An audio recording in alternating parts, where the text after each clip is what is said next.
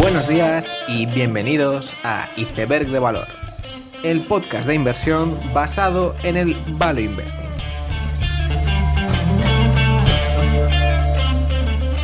Bienvenidos los seguidores de las startups y Silicon Valley. Bienvenidos a Iceberg de Valor.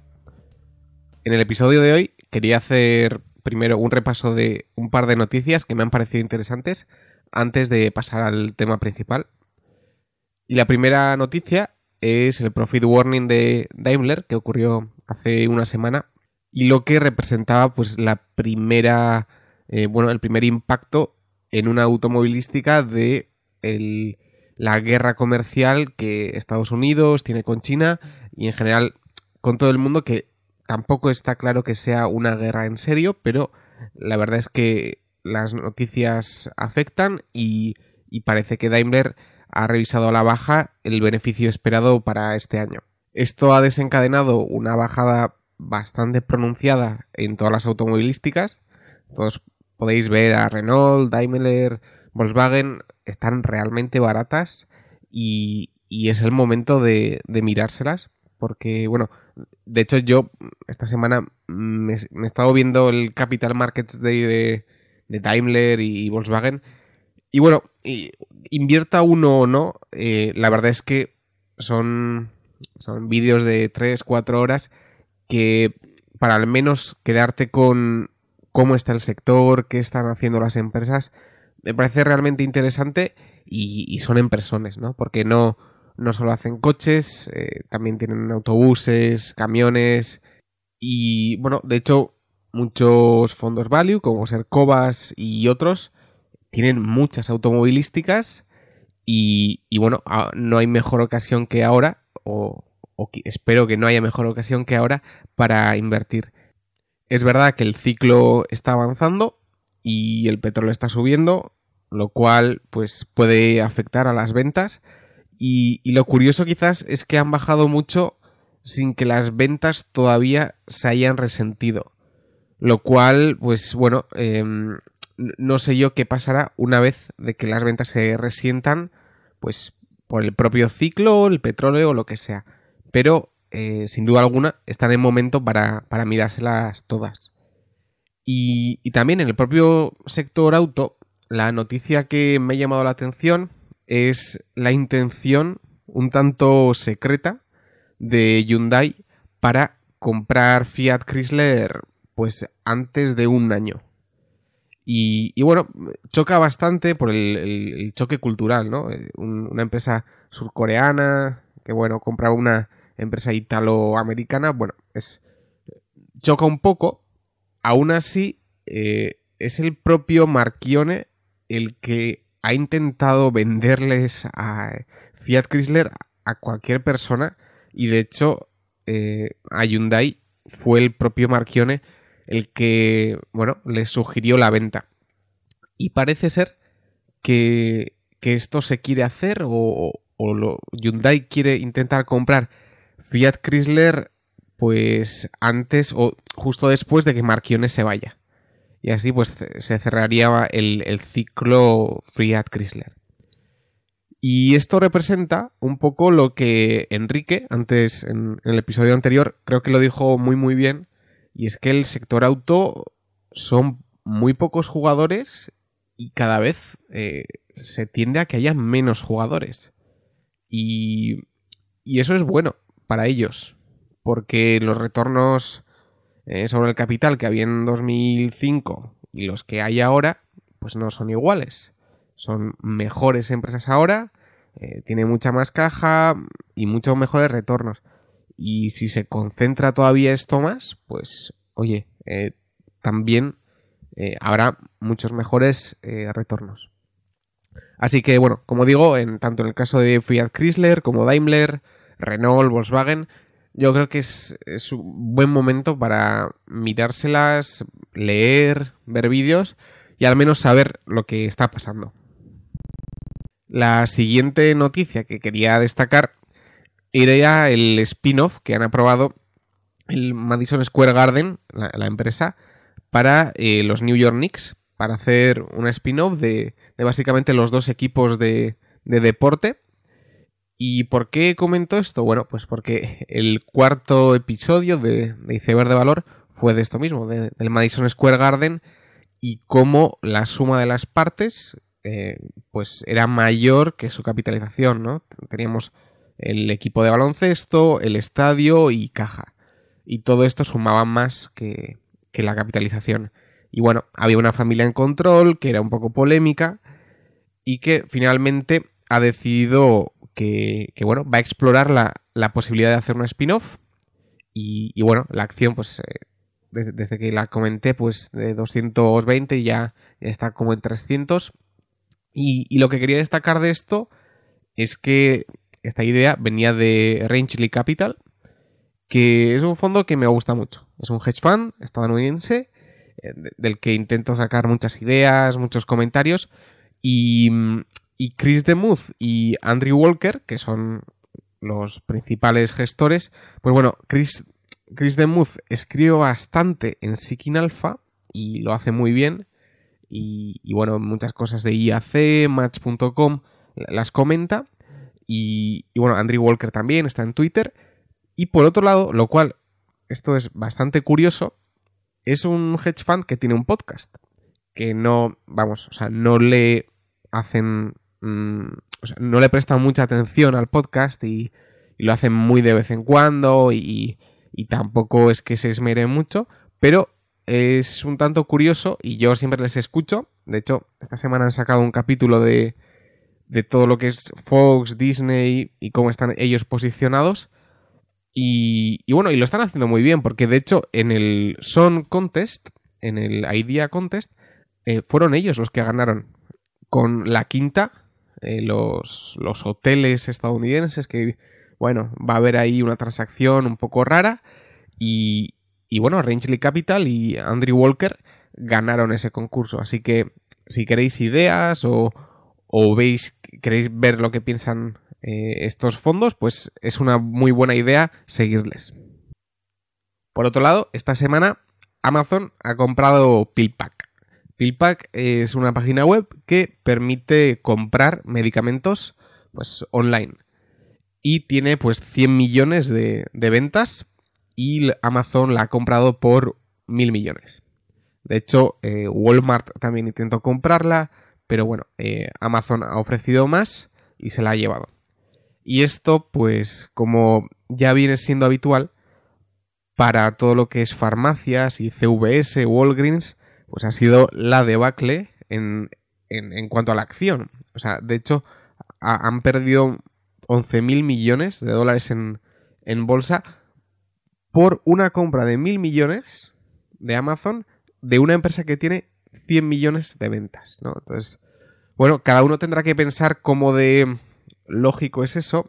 A ver, es muy fácil decir que no tiene sentido, ¿no? Porque, oye, 100 millones de ventas no es nada, pero hay que entender también que de la misma forma que Instagram se compró por 1.000 millones y quizás parecía que no tenía sentido, pues ahora vale 100.000 millones y bueno, que las cosas escalan muy rápido y no sabemos dónde puede acabar. Aún así, sí que parece que ya había servicios de envío de medicamentos a domicilio y que tampoco eran tan exitosos como uno podría pensar. Es verdad que esto puede cambiar con Amazon, pero quizás no es algo tan nuevo como la gente puede pensar. Y además que los propios CVS y Walgreens, entiendo yo que a una persona que va allí también le dan cierto soporte y consejo como farmacéuticas. Entonces, pues cierta cuota es muy difícil que la pierdan en todo lo que es venta de farmacéuticos. Así que ya sabéis, si sois muy contrarians y vais a ir en contra de Amazon, pues ahora las farmacéuticas están ahí. Tampoco digo yo que estén especialmente baratas, están bien y son defensivas y están muy bien de precio, pero tampoco creo yo que estén tiradas.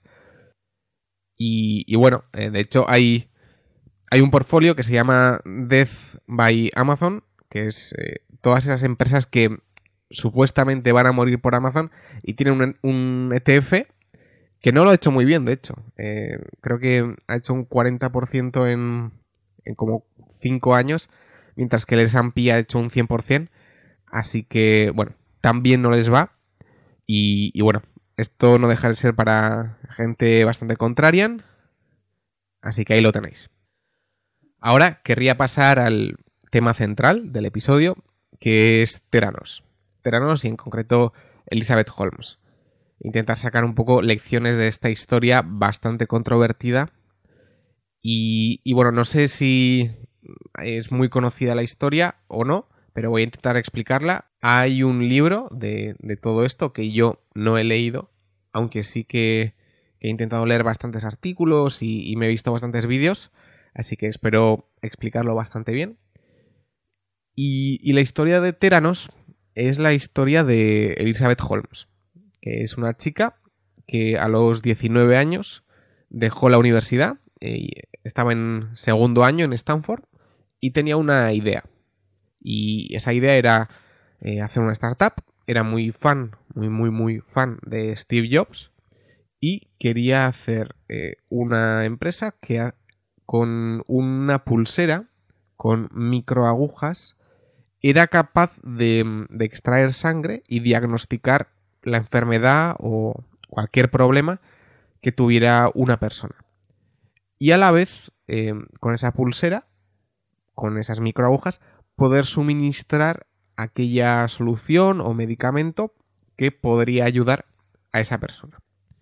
Y así se crea Theranos, ¿no? Con una chica, Elizabeth Holmes, de 19 años que escapa de Stanford. Sin embargo, ya al principio vieron que no era posible, que era un proyecto muy ambicioso y que crear esa pulsera era difícil.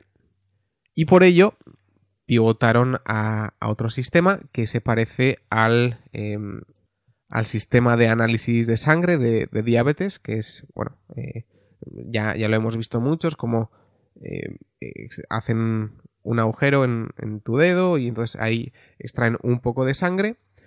Y la idea era adaptar este sistema para extraer pequeñas cantidades de sangre que posteriormente se analizarían para hacer todo tipo de tests.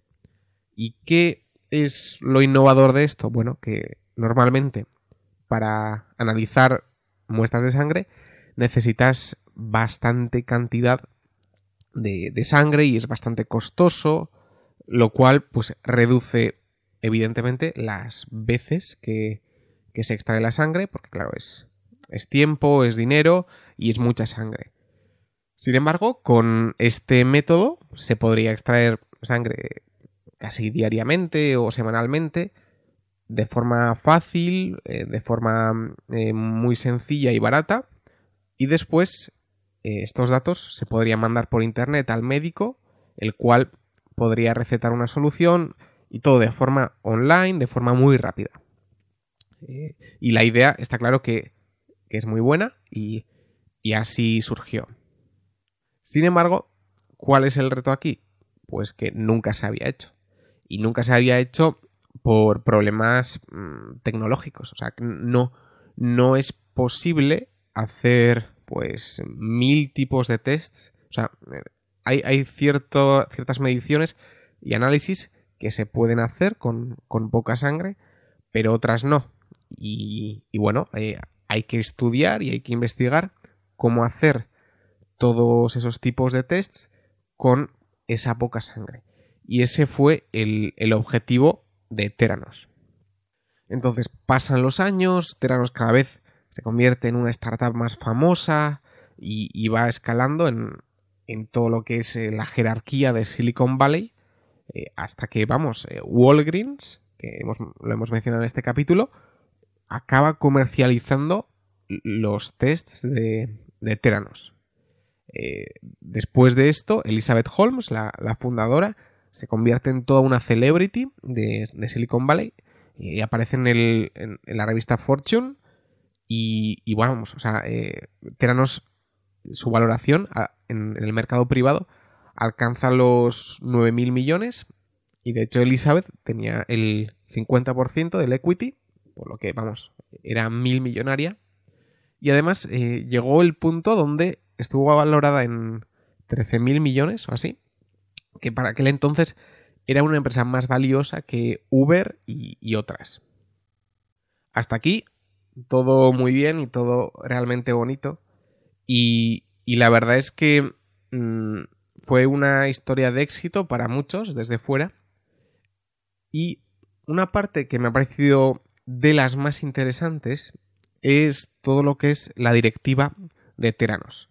Recordamos que es una startup, pero Elizabeth Holmes en 2011 conoce a George Shultz, que había sido un ministro de Reagan, y bueno, era un apasionado de la ciencia. Entonces, este señor pues se emociona con Elizabeth y bueno, confía en ella ciegamente y se convierte en parte de su directiva de la startup.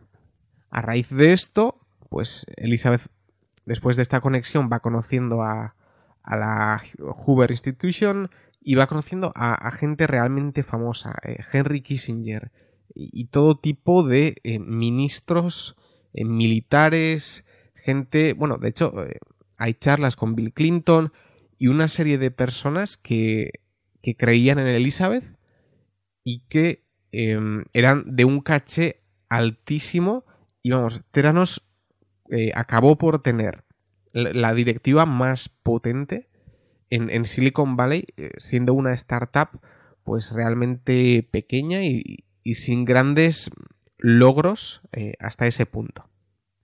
Y de hecho, era esta directiva de estrellas la que convencía a los inversores para invertir. De hecho, vamos, de los mayores accionistas de la empresa hacia el final era Rupert Murdoch, que es dueño del Wall Street Journal, y es un magnate de los medios y una barbaridad de gente invirtió en Theranos pues por confiar en Elizabeth, pero también por confiar tanto en la directiva y tanto en la comercialización de Walgreens. Sin embargo, la realidad de la compañía internamente era muy diferente.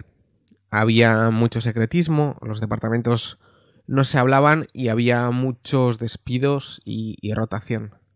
Además, como anécdota, cuando un inversor llegaba a Theranos para conocer la empresa, lo que le solían hacer es un test con sus máquinas, su invento, como eran el Minilab, el Edison, y le extraían un poco de sangre y después de eso le hacían un tour por la empresa y le decían que después del tour pues le darían los resultados. Sin embargo, lo que ocurría es que una vez hechos los tests, pues una serie de científicos, no la propia máquina que habían diseñado, cogían la sangre, la analizaban lo mejor que podían a mano y después encima pues lo que solían dar es un informe estándar con parámetros por defecto y les decían que todas sus variables estaban bien y ya está. Es decir, que el sistema no funcionaba, pero bueno, fingían y daban unos datos que servían para impresionar a los inversores, pero que no eran reales. Y de hecho, en este sentido, lo que es curioso es porque Walgreens dijo sí a Theranos. Porque de hecho Walgreens, que es una farmacia, es una cadena de farmacias, contrató a un auditor, a un consultor que fue a Theranos y estudió el proceso al detalle y se encargó de hacer preguntas a Elizabeth Holmes y a todo el equipo de Theranos, preguntas muy, muy duras y que no sabían responder. Entonces lo que Theranos dijo a Walgreens es que si ese señor continuaba en el proceso, que ellos no iban a firmar nada con Walgreens. Entonces, ante eso, Walgreens dijo, vale, pues quitamos a esta persona porque si Theranos se va a ir a CVS. Y CVS es la competencia y no podemos dejar que eso pase. Entonces, al final, Walgreens aceptó los test de Theranos y de hecho se comercializaron y se usaron y se vendieron en las propias farmacias.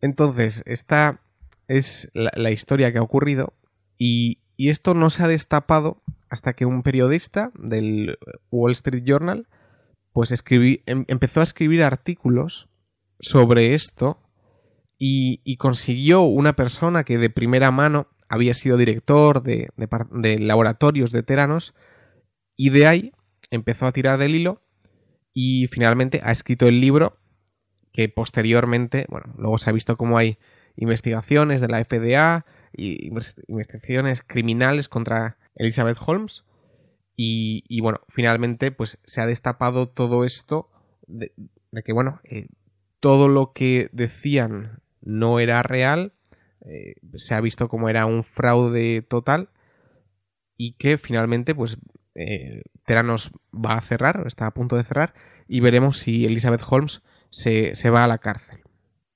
Por lo tanto, mi interpretación de lo que ha ocurrido es que, bueno, para empezar, Elizabeth Holmes era muy, muy aficionada a Steve Jobs y es una figura que la marcó completamente. De hecho, en la revista Fortune aparece con un jersey de cuello. Aparece con un jersey de cuello al estilo Steve Jobs y siempre se la igualaba con Steve Jobs y ella lo tenía muy en mente. Pero lo que ocurre es que el propio Steve Jobs, y si vemos las presentaciones del iPhone, ya ahora mismo se sabe que muchas cosas del iPhone no funcionaban. Había muchas funciones que cuando se presentó, pues vamos, era una demo que vamos, en la presentación funcionó más o menos, pero ya está. Y yo creo que esa cultura de fake it until you make it, o sea, fíngelo hasta que lo consigas, pues realmente funciona muy bien en el mundo de la tecnología. Con el propio Steve Jobs, incluso Elon Musk, que podremos criticar más o menos a Tesla, pero el moonshot thinking, bueno, vamos a decir cosas realmente ambiciosas y luego a ver hasta dónde llegamos, pues eso realmente en el mundo tecnológico ha funcionado muy bien. Y lo que creo es que Elizabeth Holmes pues, ha intentado aplicar esta misma filosofía a su ámbito, pero claro, este producto no es puramente tecnológico, es un producto de bioquímica, es un producto de salud. Y claro, tú si pones un producto defectuoso en el mercado, puede tener consecuencias y consecuencias graves en la salud de las personas.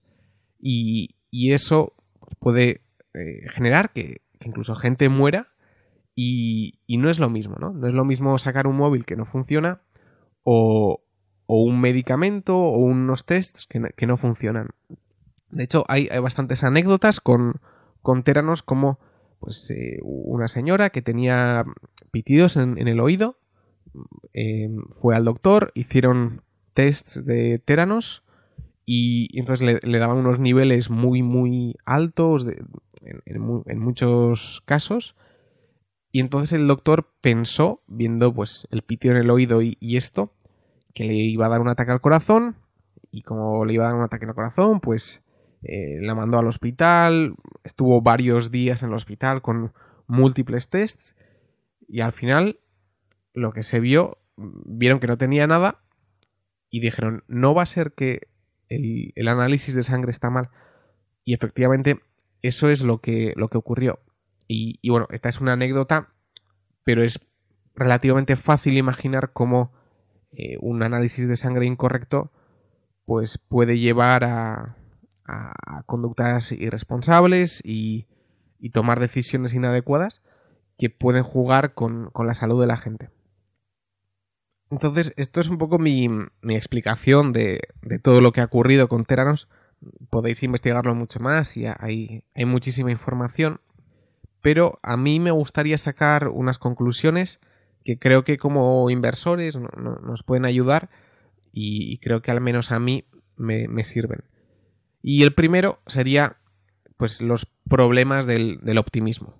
Que había aquí mucha gente muy, muy inteligente, que sabía mucho, y que vieron a una chica que dejaba la universidad, Stanford, después de 2 años, y lo querían creer. Había mucho optimismo, oye, esta es la nuestra, qué historia más bonita, va a revolucionar todo el mundo médico, y me gustaría que esto fuera real, ¿no? Quizá ese era el sentimiento, y de un optimismo claro, y sin querer indagar en la realidad de la empresa, ni en lo que pasaba.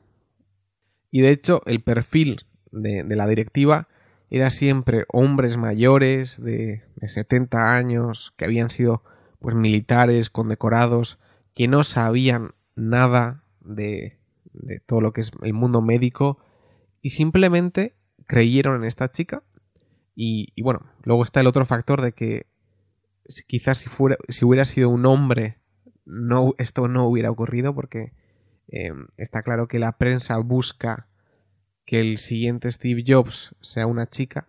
Es decir, hemos tenido a Zuckerberg, hemos tenido a Larry Page y Sergey Brin, Steve Jobs, Bezos. Y bueno, la prensa es verdad que quiere que la próxima 1000 millonaria sea una mujer.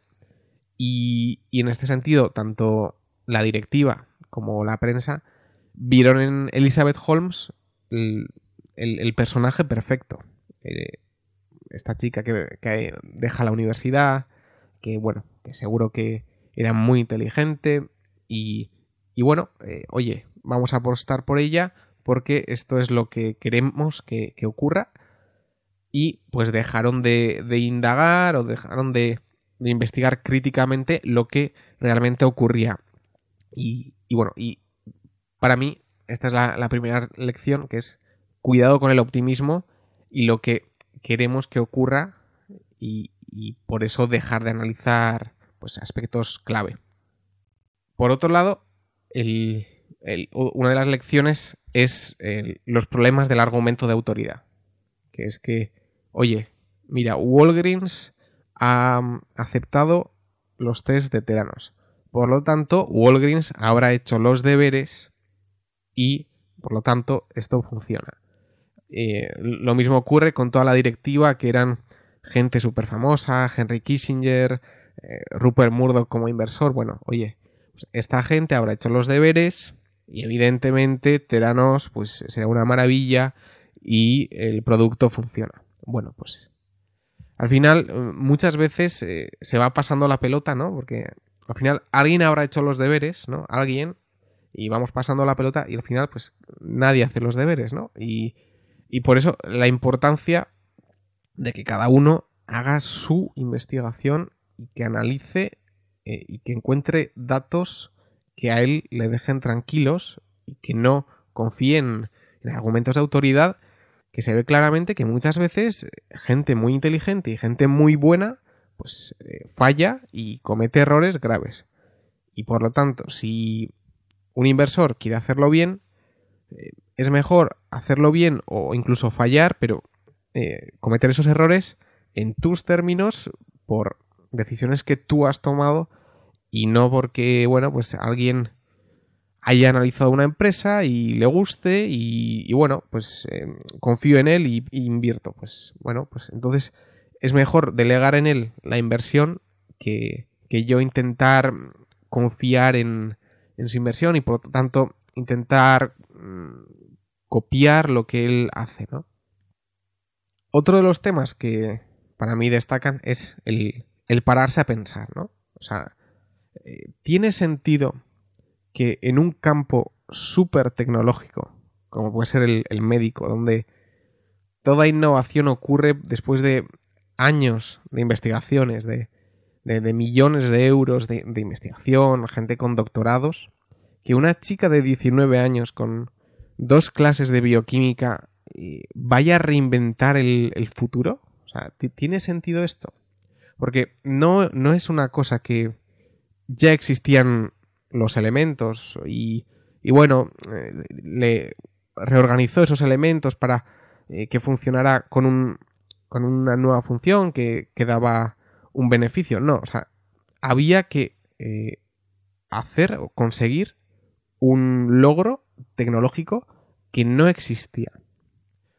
Y de la misma forma que Zuckerberg pues, programó Facebook y ya a los 10 años empezaba a programar, pues no deja de ser una página web. Y eso es relativamente sencillo de aprender uno personalmente y poco a poco ir mejorando. Sin embargo, en el campo de la medicina, todo progreso ocurre poco a poco y después de años de investigación. Por lo que esta lección es que, oye, vamos a pensar lo que estamos haciendo porque quizás a veces hay cosas que no tienen sentido, como podía no tener sentido GoEx u otras, y muchas veces intentar reflexionar de lo que está ocurriendo pues nos puede ayudar a evitar minas. Otra idea que quería destacar es el círculo de competencia, que creo que queda bastante claro que, vamos, un científico de Pfizer seguro que se olía que había algo mal en esta empresa. Sin embargo, los generales y la gente muy condecorada, pues esa gente no sabía nada del mundo farmacéutico. Y por lo tanto, hay que tener cuidado cuando alguien invierte en algo muy revolucionario en un campo donde realmente no sabe nada. Otra idea es que los fraudes existen, no es muy habitual, no es lo normal, pero hay que estar muy atento y intentar encontrar esos signos que pueden hacer ver que una empresa es un fraude. Y que además esto hace ver también que normalmente es más fácil que haya un fraude en una empresa privada que en una empresa pública. Que también lo puede haber, tranquilamente. Tenemos el caso de Enron y otros. Pero hoy en día, en una empresa pública, pues tenemos internet, todo es relativamente transparente y es un poco más difícil que haya un fraude, mientras que en una empresa como esta, es una startup, pues a base de humo y de vaporware, pues se puede avanzar y bueno, la probabilidad de que haya un fraude pues es mayor. Y finalmente, el punto que querría destacar es el de palabras versus hechos. Es decir, Theranos no tenía ningún paper de que su sistema funcionara, ni de su sistema probado en múltiples casos y en gente, y que sin duda alguna pues funcionaba, pues ese documento no existía. Entonces, lo único que existía era la palabra de Elizabeth Holmes. Era la palabra de Theranos y lo que ellos proyectaban hacia el futuro. Es decir, cuidado con creerse lo que dice una persona, una directiva o un CEO, que normalmente les va la vida en ello. Y cuidado con lo que dicen y siempre intentar contrastar lo que dicen con los hechos. O sea, si el sistema de Theranos funcionaba, pues ¿por qué no había papers de ello? ¿Por qué, no sé, la comunidad científica no reconocía eso?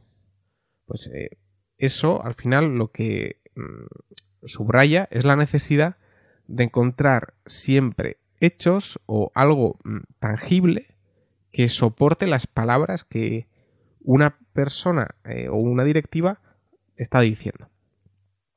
Y bueno, yo creo que esas son mis lecciones de Theranos. Otra persona sacaría otras, pero creo que, aunque es una empresa privada, es una startup, creo que mucha gente ha perdido dinero aquí. Rupert Murdoch el primero, y creo que hay que intentar sacar lecciones de dónde han fallado, porque creo que sí que son útiles para el mercado financiero, para la bolsa en general, y por lo tanto creo que hay que estudiar estos casos. Con esto termino el capítulo y la verdad es que quería comentar una cosa antes de despedirme, y es que no va a haber capítulos pues casi en un mes o en un mes y medio, pues porque julio va a ser un mes complicado. Yo evidentemente no trabajo de esto y me tengo que ir a Boston. Me tengo que ir a Boston por trabajo, y el ensayo de levantamiento de rueda del tranvía de Boston lo tiene que hacer alguien, y ese alguien soy yo. Y espero que los accionistas de CAF me lo agradezcan. Pero, bueno, ante todo, que bueno, va a ser un mes de trabajo bastante duro, y por lo tanto no me va a ser posible sacar episodios. Luego se junta un poco con las vacaciones, así que sí que va a haber como una especie de un mes y medio donde no va a haber episodios. Luego volveré y bueno, ya va a ser después del primer aniversario del podcast, lo cual pues me alegra mucho. Así que bueno, espero que tengáis un verano maravilloso, que lo disfrutéis, y nos vemos a la vuelta. Y bueno, si os ha gustado el capítulo, dale a like en YouTube, en iVoox, suscribíos, y bueno, nos vemos a la vuelta. Ya sabéis, seguid aprendiendo.